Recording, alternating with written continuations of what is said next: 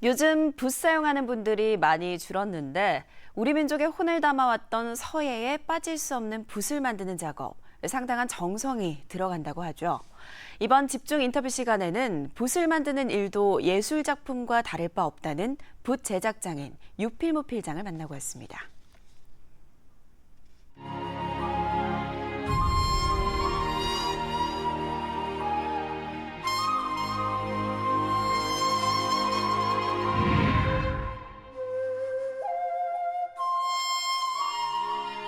안녕하세요. 아이고, 예. 안녕하십니까. 반갑습니다. 네, 반갑습니다. 네, 먼저 예. 처음 붓을 만들기 시작한 나이가 16살이라고 들었는데요. 예. 좀 어떻게 시작하게 되셨나요? 우리 저 국민학교 다닐 때 습자 시간이 있었어요. 일주일에 한 번 정도씩은 그 문방구에서 파는 붓으로 그 습자 시간에 공부를 했는데 그 붓에 대해서 알고 있던 것이 그런 것이 거의 전부였는데 공방에 가보니까 너무 놀랍더라고요. 그러니까 많은 붓, 다양한 재료와 크기도 굉장히 다양한 그런 크기의 붓들을 보면서 야, 이 일을 하면 참 귀한 일을 하는 사람으로 세상을 살아갈 수 있겠구나 이런 생각이 들었어요.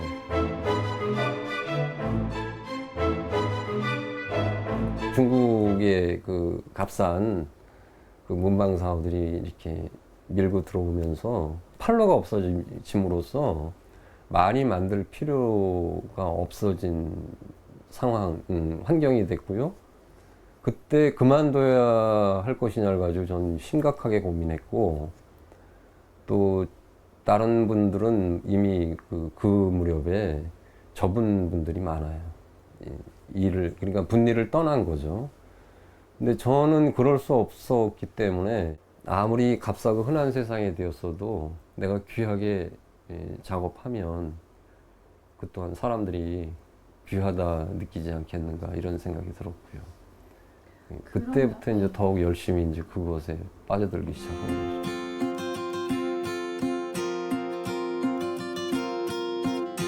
과정은 뭐 한 30가지에서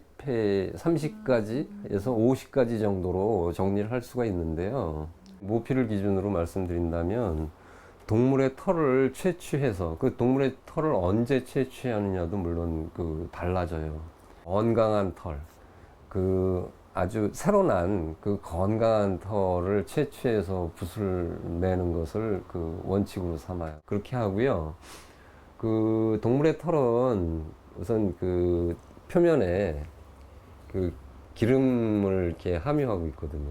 이렇게 묻어 있고 유분이라고 해야 될까? 기름기가 있는데 그 기름을 어떻게 제거하느냐 이게 관건이에요. 그러니까 계량된 방법으로 한다면 열 처리를 해요. 다리미를 뜨겁게 만들어서 무거운 다리미를 만들어서 그 재를 치고 해서 짧은 시간에 그 기름을 빼는 그런 방법들을 쓰고 있는데 그것은 그 굉장히 좀 약점이 또 있는, 그러니까 그 재료가 이미 그 뜨거운 열에 노출이 되거든요.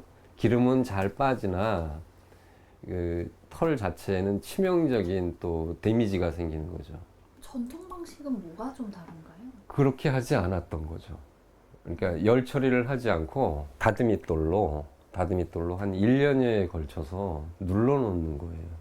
한 달에 한 번씩 이제 이렇게 손질을 해서 다시 또 눌러주고 해서 말도 안 된다 뭐라고 볼 수도 있어요. 뭐 그런 그 풀이 어떻게 뭐 붓이 될 수 있는가, 그렇게 아주 단언하는 분들도 계시거든요. 그러나 되거든요. 그런데 이제 그 재료가 어떤 것이냐에 따라서 표현을 했을 때 이거 선질감이나 그 어떤 감상자에게 주는 느낌이나 이런 것들이 전혀 달라요.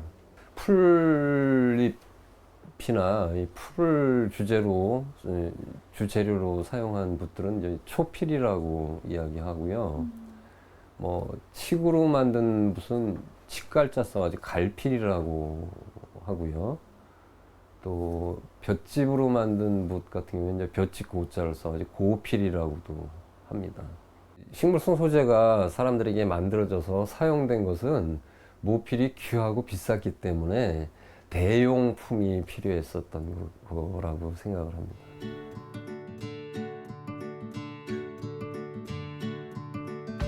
굉장히 특별한데 특별함을 인정받지 못하는 것에 대한 안타까움 같은 거죠. 사용하는 사람이 알고 이것이 어찌어찌 만들어졌다든지 어떻게 만들어졌다는 것을 알고 사용하는 것과 그렇지 않은 사람들이 사용하는 것은 다르다는 것이죠.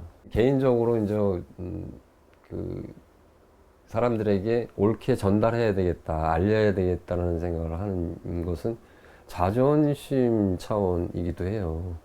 자존감의 차원이기도 해요. 붓을 사람들에게 많이 옳게 전하고 싶어요. 그런 일을 하고 싶어요. 선생님 오늘 인터뷰 응해주셔서 감사합니다. 수고했습니다.